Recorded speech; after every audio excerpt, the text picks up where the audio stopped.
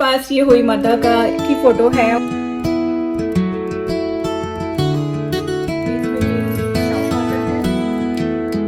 यहाँ गेरू से हुई माता को दीवार पे बनाया जाता था।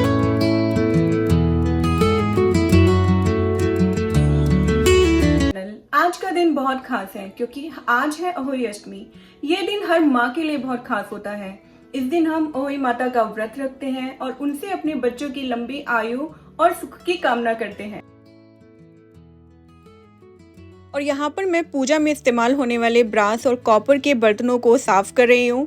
इन पर रखी एक काली सी लेयर चढ़ जाती है और इसको साफ़ करने के लिए मैं यहाँ पर वाइट विनेगर और सॉल्ट का इस्तेमाल कर रही हूँ। आपके पास अगर वाइट विनेगर नहीं है तो आप लेमन जूस का भी इस्तेमाल कर सकते हैं और इससे ये बहुत ही आसानी से और बहुत जल्दी साफ़ हो जाते हैं। और इसके लिए बस मैंने यहाँ पर विनेगर की एक लेयर बर्तनों पर लगा दी और थोड़ा सा सॉल्ट को हाथ में लेकर बस उनको अच्छे से रब करना है। और आप देखेंगे कि हल्का सा ही रब करने के बाद बर्तन बिल्कुल नए जैसे चमकने लग जाते हैं। बस एक बात का ध्यान रखना है कि जैसे ही आप इन्हें साफ़ पानी से धोएंगे तो तुरंत उनको कपड़े से पोंछ लीजिए ताकि इसके ऊपर पानी की बूंदें ना रह जाएं, वरना वहीं से वो काले हो जाएंगे। और देखिए बर्तन बिल्कुल नए जैसे चमक गए। और ये सुबह की पूजा का टाइम है और हमारे घर में ठाकुर जी हैं, तो मैंने सबसे पहले उन्हीं को स्नान कराया और स्नान कराने के बाद अब मैं उनका श्रृंगार कर रही हूँ और अब वे बिल्कुल श्रृंगार करने के बाद तैयार हैं।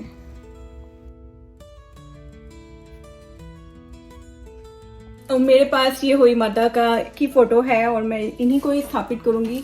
और पहले जो था कि घरों में कितना आनंद होता था त्योहारों का, कि पहले हमारे यहाँ गेरू से होई माता को दीवार पे बनाया जाता था और वो साल भर दीवार पे बनी रहती थी। और फिर नेक्स्ट जब होई अष्टमी आती थी तो फिर से नई होई माता बनाते थे।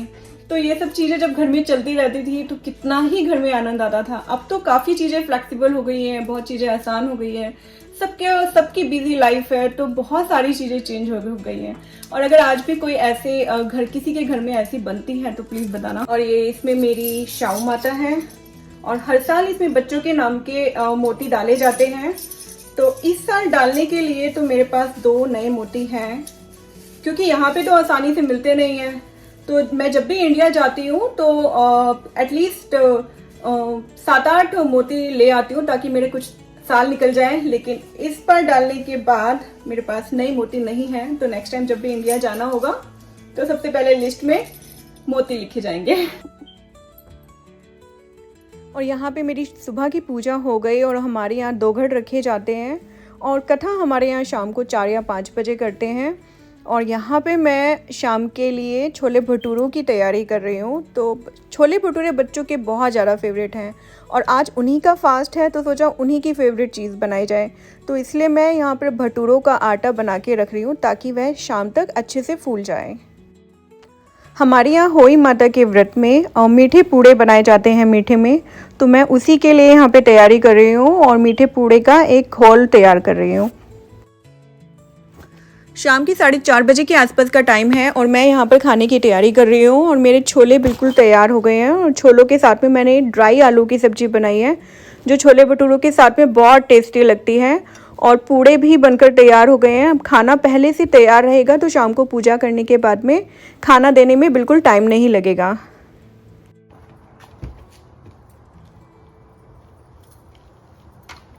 चलो।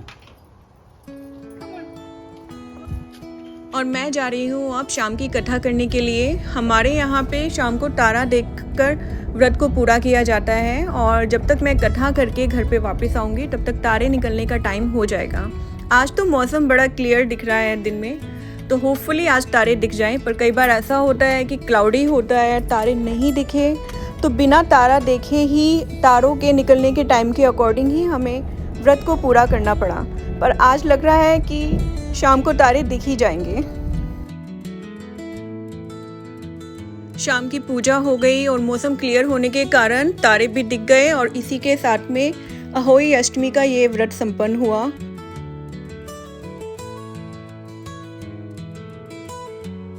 और मेरी यही प्रार्थना है कि माँ अहोई की कृपा से हर घर में खुशियाँ बनी रहें। और मैंने सबसे पहले बच्चों को खाना बनाकर खिलाया और उनके तो छोले भटूरे बहुत ज़्यादा फेवरेट है तो उन्हें बहुत ही अच्छे लगे। तो ये था मेरा अहोई अष्टमी का छोटा सा vlog and if you like this video so don't forget to give it a like and if you are new to the channel so don't forget to subscribe to the channel. See you in the next one. Till then, bye bye.